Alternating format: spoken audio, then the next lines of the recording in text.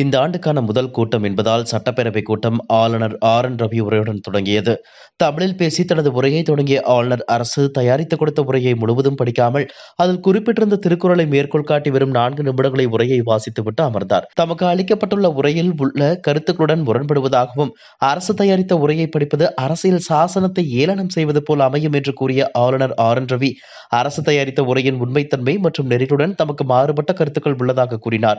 மேலும் தேசிய கீதத்தை நிகழ்ச்சியின் தொடக்கத்திலும் இறுதியிலும் இசைக்க வேண்டும் என பலமுறை கூறியதாகவும் ஆனால் அதனை நடைமுறைப்படுத்தாதது கண்டனத்திற்குரியது என்றும் அவர் தெரிவித்தார்.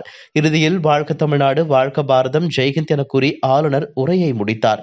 மேலும் அவை முன்னவர் துரைமுருகன் பேச தொடங்கிய போது தேசிய கீதம் வாசிக்கப்படும் முன்பு அவையிலிருந்து ஆளுநர் ரவி வெளியேறினார். இந்த சம்பவத்தை தொடர்ந்து ஆளுநர் ரவி மரபுகளை மீறி செயல்பட்டதாக ஆளும் கட்சியினர் குற்றம் சாட்டினர். அதே வேளையில் ஆளுநர் மரபுகளை கடைபிடித்ததாகவும் சபாநாயகர் தான் விதிகளை மீறி பேசியதாகவும் பாஜக தெரிவித்தது. இதுகுறித்து அண்ணாமலை தனது ட்விட்டர் பக்கத்தில் இன்று தமிழக சட்டசபையில் சபாநாயகர் திரு அப்பாவு மொழி பிரயோகம் செய்தது கண்டு வியப்படைந்தேன். திமுக உறுப்பினராக உள்ளவர்களே பேசுவதற்கு பயன்படுத்துவதற்கு முன்பு ஒரு முறைக்கு இருமுறை யோசிக்கும் மொழியை தமிழக சட்டசபை சபாநாயகர் பயன்படுத்தியிருக்கிறார். தற்செயலாக டிஎன்டிஐபிஆர் இப்போது இந்த வீடியோவை நீக்கியுள்ளது. பேச்சாளரின் வார்த்தைகளை தேர்ந்தெடுத்ததால் வெட்கக்கேடானது. மாண்புமிகு தமிழக ஆளுநரை மிரட்டுகிறாரா?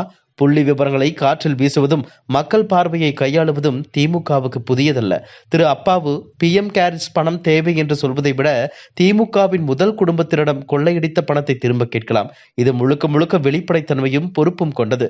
இது குறைந்தபட்சம் நமது மாநிலத்தின் 8,50,000 கோடிக்கும் அதிகமான கடனை அளிக்க உதவும். முற்றிலும் வெட்கக்கேடானது என பதிவிட்டுள்ளார். இதுபோன்ற செய்திகளை மேலும் தெரிந்து கொள்ள எங்களது யூடியூப், Facebook மற்றும் Twitter ஆப்களை சப்ஸ்கிரைப் செய்யவும்.